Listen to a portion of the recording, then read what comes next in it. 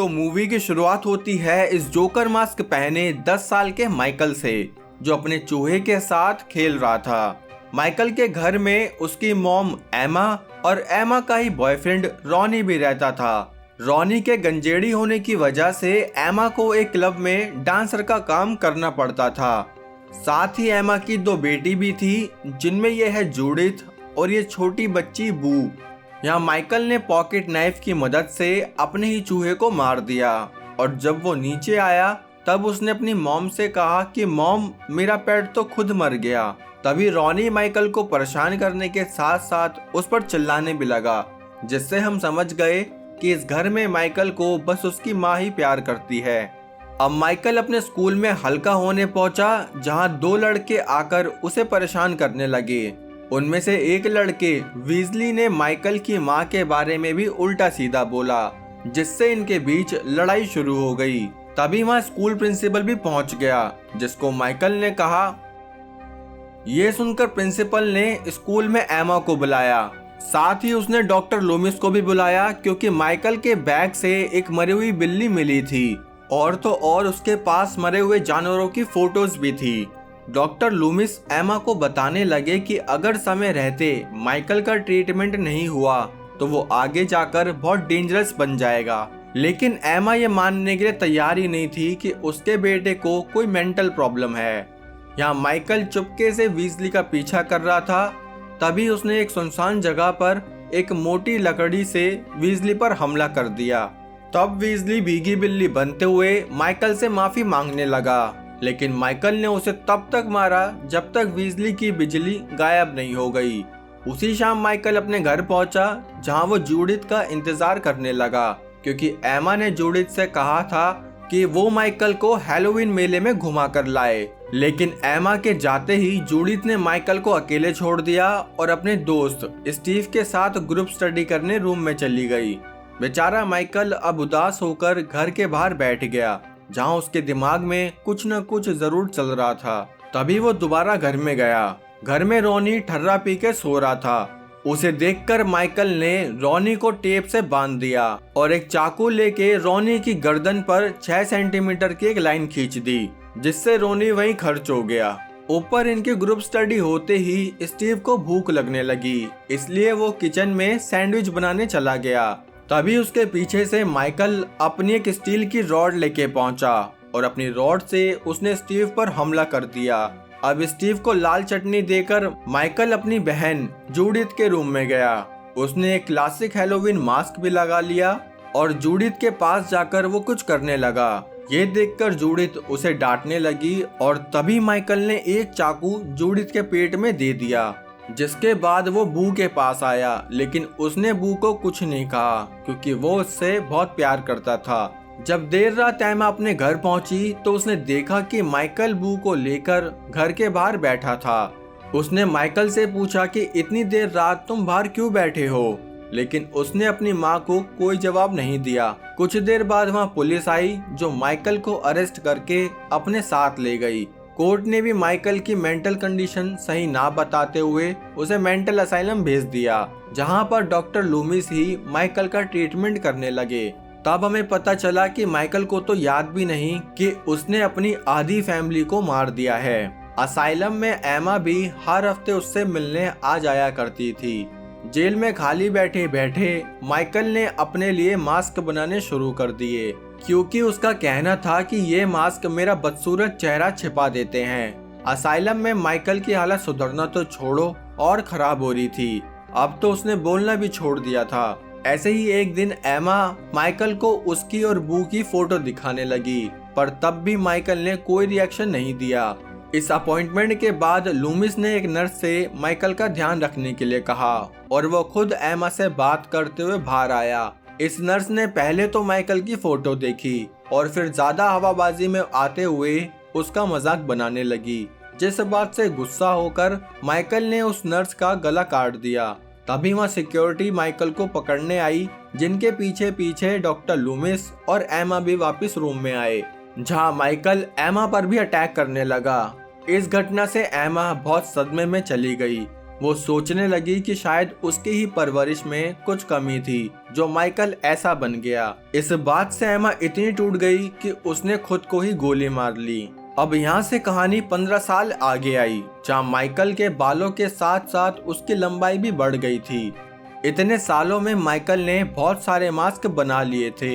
एक दिन ये गार्ड्स माइकल को लेके डॉक्टर लूमिस के पास पहुंचे, जहाँ लूमिस ने कहा कि माइकल, तुमने 15 साल से एक शब्द भी नहीं बोला, इसलिए अब तुम्हारे ट्रीटमेंट से तो मैं हाथ जोड़ता हूँ। लूमिस उसका ट्रीटमेंट बंद करके वहाँ से चला गया। उसी रात माइकल अपने मास्क बनाने में बिजी था कि तभी 2 सिक्योरिटी गार्ड एक फीमेल पेशेंट को माइकल के रूम में ले आए, जहाँ वो उसके साथ बदतमीजी करने लगे। माइकल को इस बात से कोई फर्क नहीं पड़ रहा था, लेकिन जैसे ही उन गार्ड्स ने माइकल के मास्क छेड़े, फिर माइकल ने उन गार्ड्स की पूरी जिंदगी ही छेड़ दी। इतने में यहाँ स्माइल पहुंचा, जो माइकल का पिछले 15 साल से ख्याल रख रहा था। इस्माइल ने देखा कि चारों तरफ लाशें ही लाशें पड़ी हुई हैं। तभी वहाँ माइकल आ गया। इस्माइल डरते हुए माइकल को ही हथकड़ी लगाने लगा। तभी माइकल ने इस्माइल को पकड़ा और उसे मारते हुए उसके चेहरे पर एक टीवी फोड़ दिया। इस्माइल को मारने के बाद माइकल असाइलम से भाग चुका था, जिसकी खबर डॉक्टर लूमिस को भी लग गई और वो भी माइकल को पकड़ने के लिए निकल गए। यहाँ माइकल एक ट्रक स्टॉप पर पहुंचा, जहां एक हल्के होते हुए ड्राइवर को उसने इतना मारा कि उस ड्राइवर को सांस लेना भी भारी पड़ने लगा। माइकल ने ड्राइवर को खत्म करके उसके कपड़े ले लिए। अगली सुबह हैलोवीन के दिन 17 साल की लॉरी अपने स्कूल के लिए निकल रही थी।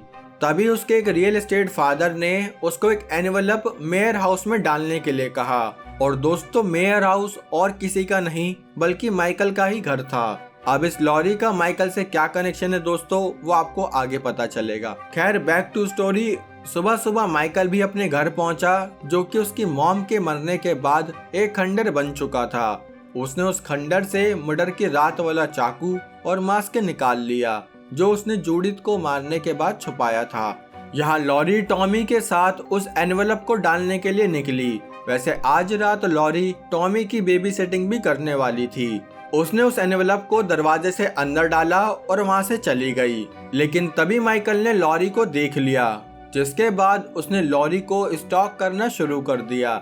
स्कूल में लॉरी की 2 फ्रेंड एनी और लिंडा भी थी, जिनका आज अपने मेल दोस्तों के साथ ग्रुप स्टडी का प्लान था। अब ये तीनों स्कूल से घर जाने लगी, जहां माइकल अभी भी लॉरी पर अपनी नजर गड़ा कर बैठा था। अब हैलोवीन की रात थी, तो कुछ अलग करने के लिए लिंडा अपने दोस्त बॉब के साथ लूडो खेलने मायर हाउस में पहुंची, जहां माइकल ने भी इन्हें अपनी खोली में आते हुए देख लिया। जब इन दोनों की गेम खत्म हुई तो बॉब नीचे फ्लोर पर बियर लेने चला गया। उसने सोचा कि क्यों ना लिंडा के साथ थोड़ी मस्ती की जाए, इसलिए वो उसे डराने के लिए चद्दर ओढ़कर ऊपर के रास्ते आने लगा। लेकिन तभी बीच रास्ते में माइकल ने बॉब को पकड़कर उसे मार दिया, जिसके बाद वो खुद चद्दर ओढ़कर लिंडा के लिए बियर लेके पहुंचा, जहां उसने लिंडा को भी मार दिया। इधर लॉरी अपने पेरेंट्स के साथ बैठकर एनी का इंतजार कर रही थी, ताकि वो दोनों फिर बेबी सिटिंग के लिए निकल जाए। तभी वहाँ एनी आई और ये दोनों बेबी सिटिंग करने चली गई।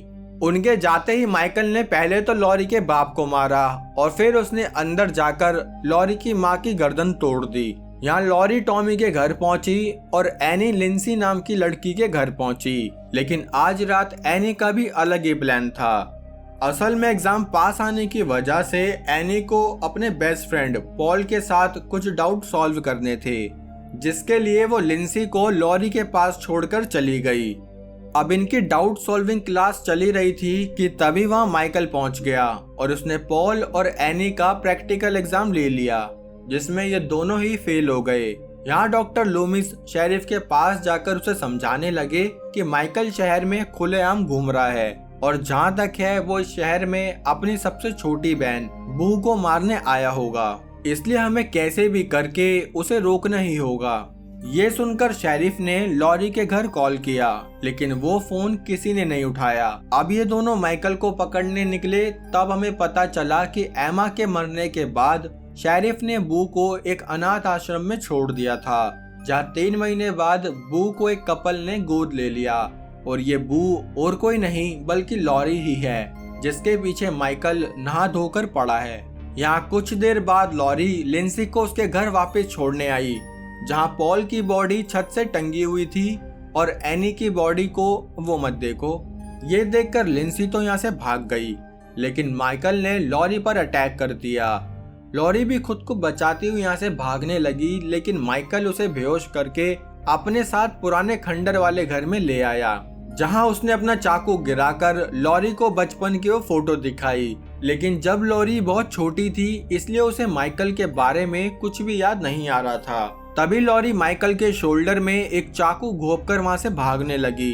खोली से निकलकर वो बैकयार्ड की तरफ चली गई, जहां माइकल भी उसका पीछा कर रहा था और उसने लॉरी को ढूंढ भी लिया। लेकिन तभी वहां डॉक्टर लूमिस ने आकर माइकल को समझाया कि वो रुक जाए, लेकिन उसके ना रुकने पर डॉक्टर लूमिस ने माइकल पर 3 गोलियां चला दी, जिससे माइकल वहीं गिर गया और लूमिस लॉरी को लेकर कार से जाने लगा।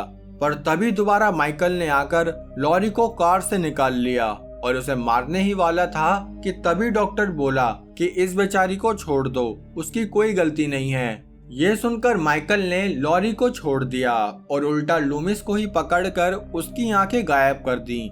इसी बीच लॉरी भागकर एक घर के सबसे ऊपर वाले फ्लोर पर आ गई, जहां माइकल भी उसका पीछा करते हुए पहुंच गया। तभी लॉरी ने देखा कि डॉक्टर लूमिस की वो गन वहां पड़ी हुई है, जिसको बड़ी हिम्मत करके उसने उठाया और घर की छत पर जाकर छुप गई। माइकल ने उसका पीछा करते हुए घर की छत को ही तोड़ना शुरू कर दिया, जिससे बचते हुए लॉरी वापस घर में ही गिर गई। लेकिन इस बार उसने उठकर माइकल को गन पॉइंट पर ले लिया। ये देखकर माइकल ने भागते हुए उसे एक स्पेयर दिया और वो दोनों घर से नीचे गिर गए। लॉरी ने एक बार फिर से गन उठाई और माइकल के हेड पर शूट करने की कोशिश करने लगी, लेकिन जैसे ही माइकल को होश आया, लॉरी ने डर के मारे उसे शूट कर ही दिया। अब दोस्तों, माइकल मर तो गया, लेकिन अगर आप चाहते हो कि वो जिंदा होकर अगली वीडियो में वापस आए, तो इस वीडियो को लाइक्स और कमेंट से भर दो, ताकि हमें पता चले कि आखिर माइकल अभी भी जिंदा कैसे है। और चैनल पर नए हो तो सब्सक्राइब करो मेरे दोस्त। बाकी हम मिलेंगे हमारी अगली वीडियो में, तब तक के लिए जय हिंद।